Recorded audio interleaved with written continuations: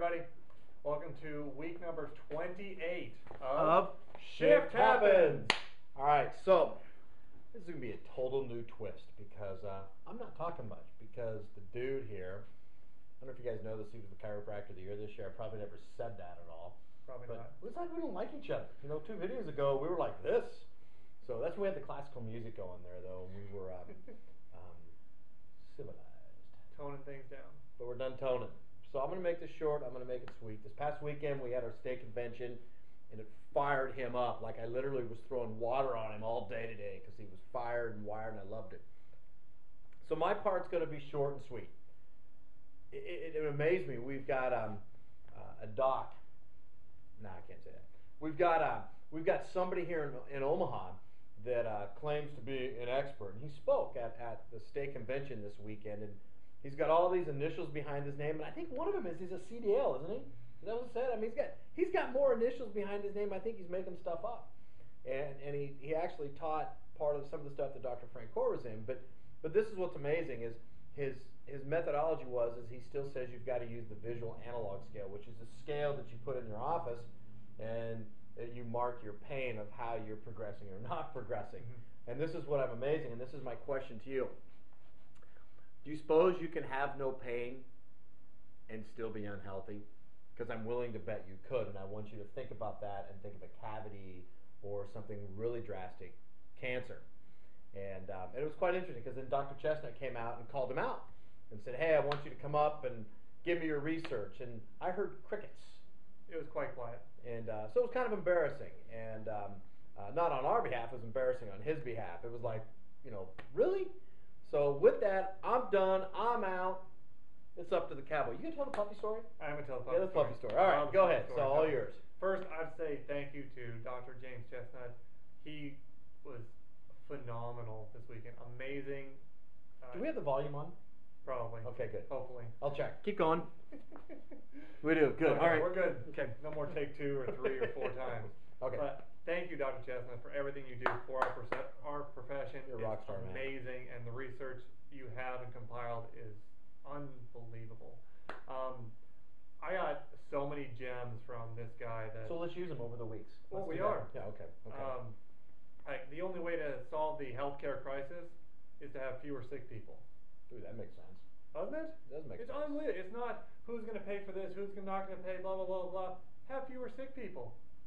So do you remember what he said? How much money our current direction of healthcare would cost us in 2017 per penny or per second? Remember what it was? Well, I know the total is $4.3 trillion, which is $8 million a minute. Which is $133,000 a second.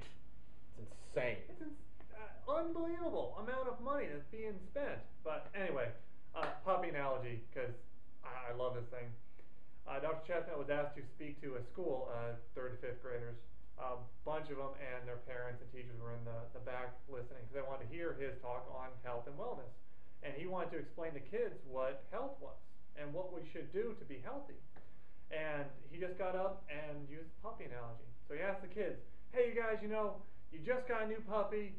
What are you going to do? And all the kids scream, oh, they scream all these different things. So he focuses them and says, would you give that puppy Coke? And everybody says, no. What would you give him? The best water in the world. You want to give him the cleanest, awesome thing to drink, right? Fresh and pure. Exactly.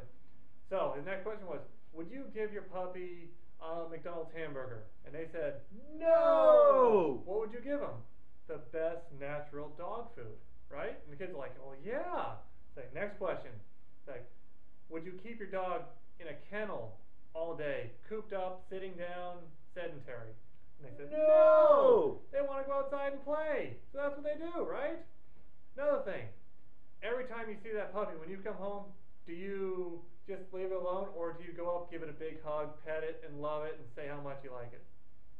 Yes! Right? So, his big thing was eat well, think well, move well, and be well. Be well. It's amazing. It's a great, great analogy. And at the very end of that, after this puppy story, he looked at the parents and said, what if the puppies were your kids? He got a few... So now think about that, though. Not even if it's your kids. What if the puppy's you. Yeah. Are you? Hey, look, somebody wants to come in. So. It's amazing. You know what? We have all these choices, these healthcare choices that we can make in our daily lives, and we're taking the easy way out. So he made a few enemies through the parents and teachers because they're cutting PE out of schools. They're cutting the lunch menus down to Junk. junks. That's a technical term. But junk. you know, my new saying it is because to go back that you and I've been criticized by some of our thoughts, patterns, viewpoints on chiropractic and health. And here's my saying with that. It's really easy to criticize, but you got to work darn hard to be the one they're criticizing. You have to work worthy. I know, speaking for the dude, I'm willing to work worthy. Absolutely. So I'm going to let you close it down and I'll run the camera. Yeah. Okay? So keep going. Just a couple other quick points from Dr. Chestnut was remove interference, being adjusted, add raw materials to your body, and your potential of life goes from here to here. Maybe that's out of frame, but you have the potential. Okay, good. But thank you guys. We love you. We love serving you. So we'll see you next week. Thank you.